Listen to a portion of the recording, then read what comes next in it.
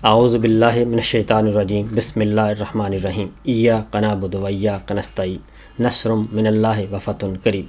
آج 10 مارچ اور رمضان المبارک کی بھی 10 تاریخ ہے۔ میں ہوں آپ کا میزبان صابر شاکر۔ صورتحال یہ ہے کہ کچھ عرصہ پہلے ایک صاحب تھے، قاضی فائز عیسیٰ صاحب، چیف جسٹس آف پاکستان رہے، اور وہ بھی اس جعلی نظام کو اور اس جو کچھ ظلم ہوا پاکستان میں اس کے وہ حصے دار رہے، پارٹ اینڈ پارسل رہے، لیکن انہوں نے خاموشی اختیار کی۔ اس کے باوجود کہ وہ بہت کچھ کر سکتے تھے، وہ چیف جسٹس آف پاکستان تھے، آئین نے ان کو طاقت دی تھی، لیکن انہوں نے اس ساری طاقت کو ظالموں کے حق میں استعمال کیا، نہ کہ ظالموں کے خلاف۔ اب ان کو اندازہ ہو گیا ہے، احساس ہو گیا ہے کہ جہاں جہاں وہ گئے ان کو رسوائی کا سامنا کرنا پڑا، اور یہاں تک کہ آپ کو معلوم ہے کہ وہ ڈونٹ کھانے بھی گئے تھے تو وہاں پہ بھی ان سے سوال پوچھا تھا، لیکن اس وقت بھی یہ نہیں سمجھے تھے۔ پھر مصطفین کاظمی صاحب نے ان سے ایک سوال پوچھا تھا اور اس کے جواب میں ان کو اٹھوا لیا گیا تھا اور انہیں بے بہیمانہ قسم کا تشدد کا نشانہ بنایا گیا تھا۔ اب قاضی صاحب نے لب کشائی کی ہے اور کیا کہتے ہیں کہ جناب پاکستان میں انصاف فوج کی مرضی سے ہوتا ہے، اور کچھ جرنیلوں کا حکم تھا کہ عمران خان کو دبا کے رکھنا ہے، تو میری عمران خان سے کوئی ذاتی دشمنی نہیں تھی اور میرا مسئلہ کوئی نہیں تھا عمران خان سے، یہ تو سسٹم کا مسئلہ تھا عمران خان سے، اور سسٹم ان کے خلاف ہو گیا تھا۔ لیکن سوال یہ پیدا ہوتا ہے کہ سسٹم میں سب سے بڑا اور سب سے بڑا طاقتور آئینی اعتبار سے کون تھا؟ تو وہ چیف جسٹس ہوتا ہے، لیکن چیف جسٹس صاحب اس کھیل کا حصہ بنے، اور یہاں تک حصہ بنے، 2 مثالیں تو میں نے آپ کو دے دیں، یہاں تک کہ عمران خان صاحب کی وہ جو درخواستیں تھیں وہ بھی نہیں سنی جاتی تھیں، اور تو اور شہید ارشد شریف صاحب کا کیس جب تک قاضی صاحب چیف جسٹس رہے، شہید ارشد شریف کیس نہیں سنا گیا،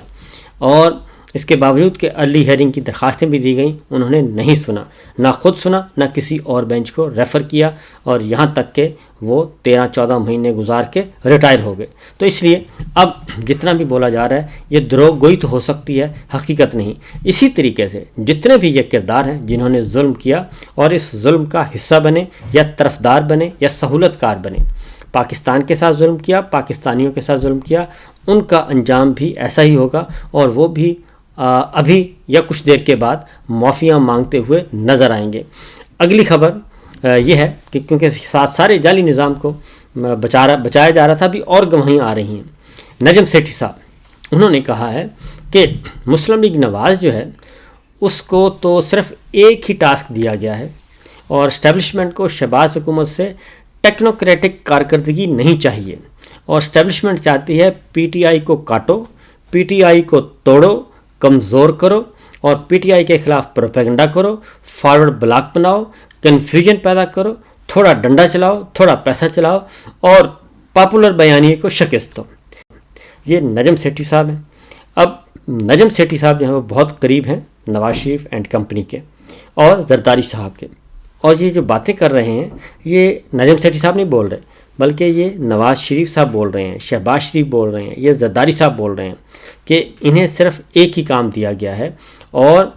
یہ اسٹیبلشمنٹ نے دیا ہے، اور اسٹیبلشمنٹ ہی کروا رہی ہے۔ اسٹیبلشمنٹ مراد ہے بڑے جنرل صاحب، اور اس کے علاوہ کون ہو سکتے ہیں؟ وہی مائی باپ ہیں۔ تو ان کا پیغام یہ پہنچا رہے ہیں کہ جناب وہ تو بالکل بے بس ہیں، نواز شریف ہیں، شہباز شریف ہیں، وہ بے بس ہیں، ان کو تو حکم دیا جا رہا ہے۔ تو جیسے قاضی صاحب کہہ رہے ہیں آج کہ مجھے تو حکم دیا گیا تھا تو میں نے حکم کی تعمیل کر دی، میں عمران خان کے خلاف نہیں تھا، اسی طریقے سے نجم سیٹھی صاحب کے ذریعے سے زرداری صاحب اور شہباز شریف صاحب یہ سب کے سب کہہ رہے ہیں کہ جناب ہمیں تو حکم دیا گیا ہے کہ پی ٹی آئی کو کرش کرنا ہے۔ تو اس سے آپ اندازہ کر لیں کہ جس کا ویژن یہ ہو، جس حکمران کا ڈیفیکٹو ہو یا ڈیجورے ہو، اس کا ویژن یہ ہو، اور جس ملٹری لیڈرشپ کا ویژن یہ ہو کہ آپ نے کچھ نہیں کرنا، بس ہمیں ایک رزلٹ چاہیے کہ عمران خان کو دبا کے رکھنا ہے، پی ٹی آئی کو ختم کرنا ہے، تو جو بات قاضی صاحب کر رہے ہیں وہی بات یہ کر رہے ہیں، اور یہ ابھی تک چونکہ موجود ہیں اقتدار میں، جب اقتدار سے ہٹیں گے تو یہی معافیاں مانگیں گے۔ ماضی میں آپ کو میں بتا دوں کہ زرداری صاحب اور محترمہ بے نظیر بھٹو کی زندگی انہوں نے اجیرن کی ہوئی تھی، اور پھر جب 12 اکتوبر 99 ہوا اور اس کے بعد یہ پکڑے گئے سارے نون لیگ کے رہنما اور طرفدار، تو اس کے بعد زرداری صاحب سے اور محترمہ بے نظیر بھٹو صاحبہ سے یہ لوگ معافیاں مانگتے تھے کہ ہم سے تو کروایا جاتا تھا، ہم خود نہیں کرتے تھے۔ تو ایسا نہیں ہوتا، بلکہ اپنی مرضی اور منشا شامل ہوتی ہے، کیونکہ قاضی صاحب کو اگر ہم دیکھیں کمرہ عدالت میں تو وہ بولنے نہیں دیتے تھے، عمران خان کا نام آتا تھا وہ اس سے بھاگتے تھے اور بالکل کوئی نزدیک کسی کو قریب بھی نہیں پھڑکنے دیتے تھے کہ کہیں انصاف نہ ہو جائے۔ تو خواتین کی بے حرمتی ہوتی رہی، سب کچھ ہوتا رہا، لیکن قاضی صاحب خاموش رہے۔ پھر کمشنر راولپنڈی نے الزام لگایا، قاضی صاحب خاموش رہے۔ تو آگے بڑھتے ہیں اور یہی سب کچھ ہو رہا ہے جی۔ اب انہی حرکتوں کی وجہ سے پاکستان جو ہے وہ تباہی کے دہانے پر پہنچا ہوا ہے، اور ہر طرف سے جوتے پڑ رہے ہیں، اور 100 جوتے بھی کھائے جا رہے ہیں، 100 پیاز بھی کھائے جا رہے ہیں، مل کچھ نہیں رہا۔ امریکہ نے اپنے شہریوں کو کہا ہے کہ وہ پاکستان مت جائیں اور سفر سے گریز کریں، اور باقاعدہ طور پہ خیبر پختونخوا، بلوچستان اور دیگر علاقے انہوں نے مینشن کیے ہیں۔ اور دوسرا، پاکستانی شہریوں پر بھی پابندی لگنے کا خدشہ موجود ہے۔ ڈونلڈ ٹرمپ جو ہیں وہ لگانے جا رہے ہیں پابندیاں افغانستان کے شہریوں پہ، اور دوسرا ملک ہے پاکستان،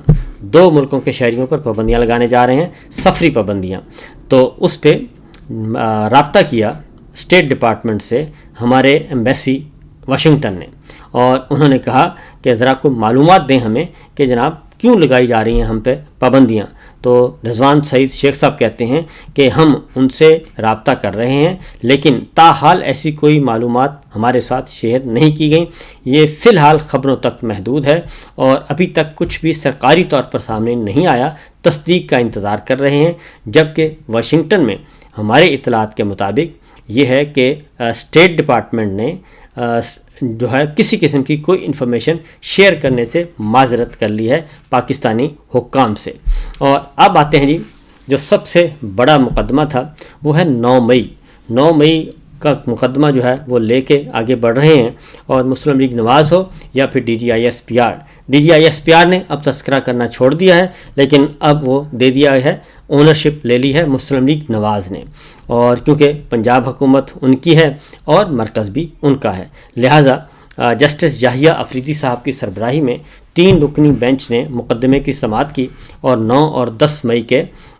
9 مئی کے مقدمات کی سماعت تھی، اور 9 مئی کے ملزمان کی ضمانت منسوخی کی اپیلیں تھیں، کیونکہ بہت سارے تقریباً 50 اپیلیں ہیں، اور 50 اپیلیں پنجاب گورنمنٹ اور فیڈرل گورنمنٹ نے دائر کی ہوئی ہیں، اور وہ اس لیے کی ہیں کہ ان کی ضمانتیں ہو چکی ہیں 50 سیاسی کارکنان اور رہنماؤں کی۔ اب ملٹری لیڈرشپ چاہتی ہے ان کو کروایا جائے، کینسل کروایا جائے ضمانتوں کو، ساتھ مریم صاحبہ بھی شامل ہیں، تو پنجاب حکومت دیکھ رہی ہے۔ تو آج اس کی ہیئرنگ تھی، اور 9 اور 10 مئی کے رواں اور آئندہ ہفتے تمام مقدمات جو ہیں وہ ڈی لسٹ کر دیے گئے، اور آج جب چیف جسٹس صاحب کے سامنے یہ معاملہ گیا تو ذوالفقار نقوی صاحب موجود تھے۔ انہوں نے کہا جی مجھے تو ابھی پروسیکیوٹر مقرر کیا ہے گورنمنٹ نے، اور اس لیے مجھے وقت چاہیے، تو تیاری کے لیے وقت چاہیے۔ تو پہلے تو یحییٰ افریدی صاحب نے حسب معمول ایک ڈائلاگ مارا، آبزرویشن دی کہ نہیں یہ اس طرح تو نہیں چلے گا کام، یہ کیا طریقہ ہوا، اپیلیں لگی ہوئی ہیں اور اس طرح سے نہیں ہوتا۔ اور اس کے بعد پھر یہ ہوا کہ چیف جسٹس صاحب نے دوبارہ سے وہی کام کیا جو سرکاری وکیل ان کو کہہ رہے تھے، اور سماعت جو ہے وہ ملتوی کر دی 1 مہینے کے لیے، اور انہیں کہا کہ جی 9 مئی کے تمام ملزمان کی جو درخواستیں ہیں وہ بھی مؤخر کر دی گئیں، اور تمام لسٹ بھی منسوخ کر دی گئی، اور 1 مہینے کا وقت بھی دے دیا گیا۔ اس طریقے سے 1 مہینے بعد فیصلہ ہوگا۔ اس کی ریزن میں آپ کو بتا دیتا ہوں، کیونکہ یہ مقدمہ جب بھی لگے گا یہ ضمانتیں واپس نہیں ہونی، بلکہ جو ضمانتیں ہو چکی سو ہو چکی۔ اس کی وجہ ہے کہ 9 مئی کا ابھی ٹرائل ہی جو ہے وہ نہیں شروع ہو پا رہا، اور 9 مئی کا ٹرائل ابھی تک رکا ہوا ہے، جس کی وجہ سے